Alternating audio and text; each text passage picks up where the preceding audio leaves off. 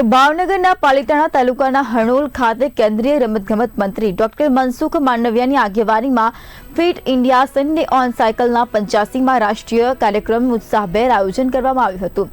Doctor Mansukh Mandaviya અને ગુજરાત ભાજપના પૂર્વ ઉપાધ્યક્ષ મહેન્દ્રસિંહ સરવૈયાએ પોતે સાયકલ ચલાવી હણોલથી નોગણવદર સુધીની 6 કિલોમીટરની સાયકલ રેલીનું નેતૃત્વ કર્યું હતું।